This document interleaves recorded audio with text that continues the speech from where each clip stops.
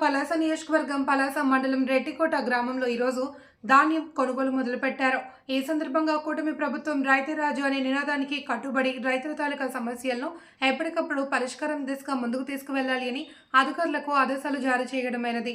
గతంలో జరిగిన కొన్ని ఇబ్బందులు మరలా తలెత్తకుండా రైతుల వద్ద నుండి ధాన్యం కొనుగోలు చేయాలి అని సూచనలు చేశారు. ఆనాటి ప్రభుత్వం 13,000 రూపాయలు ఇస్తే మనందరి ప్రభుత్వం సంవత్సరానికి 20,000 రూపాయలు అన్నదాత సుఖీభవ పథకం కింద ఈ రాష్ట్రంలో 46,20,000 మంది రైతులకు ఖాతాలో రేపటి తేదీన వారి ఖాతాల్లో జమ చేస్తుంది మన మంచి ప్రభుత్వం. ఈ కార్యక్రమానికి agriculture AD, AO, MRO, MPDO, PSCS Kurmarao, H Mohan Rao, Peerakatla Vittal, Gangaram, Duvvada Santosh, Sriharsha, Kikkiri Dillirao, స్థానిక నాయకులు, స్థానిక సచివాలయ సిబ్బంది, గ్రామ ప్రజలు తదితరులు పాల్గొన్నారు.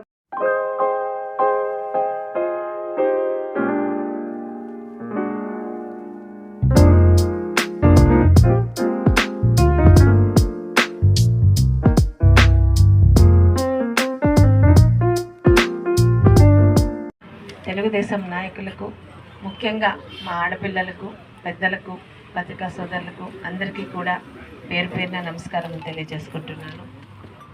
చాలా అర్థవంతమైన చర్చ జరిగింది.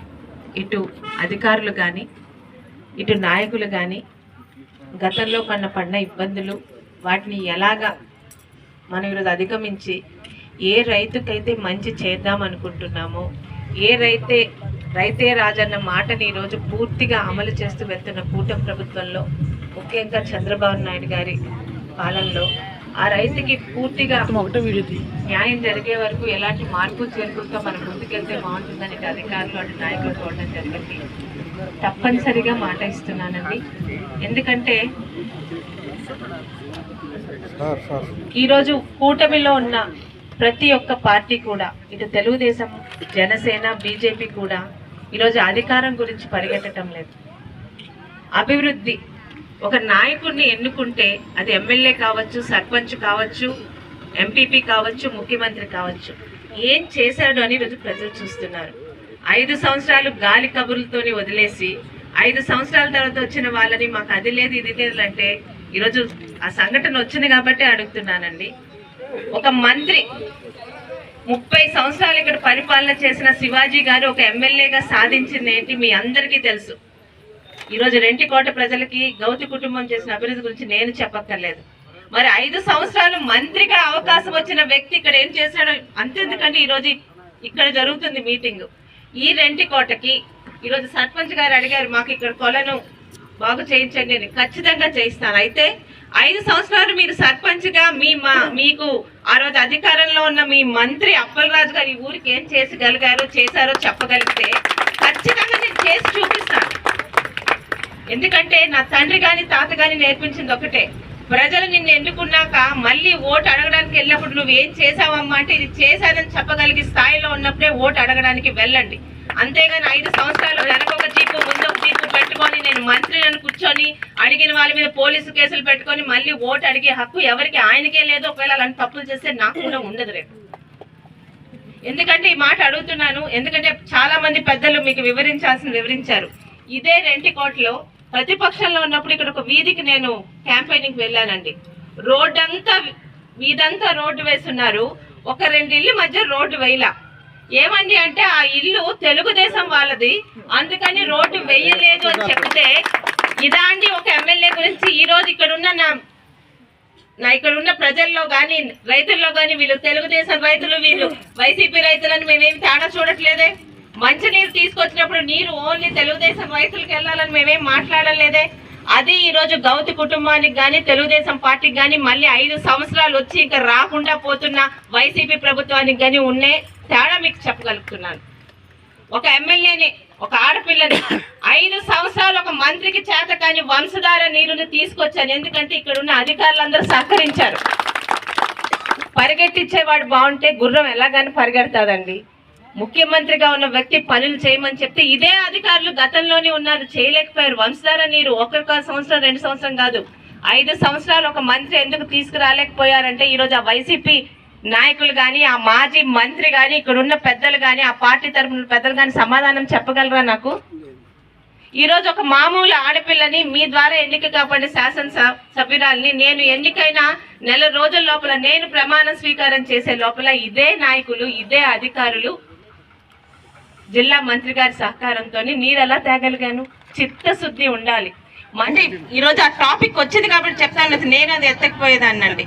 అలాగే ఈరోజు ఈ డివిజన్కి ఇందాక పెద్దలు చెప్పినట్టు నది నీటి ద్వారా ముందుగా పండించే అక్కడికి వర్షాధారం వల్లే ఆధారపడి కాస్త లేటుగా పండించే మన పలాసకి తేడా ఉంది.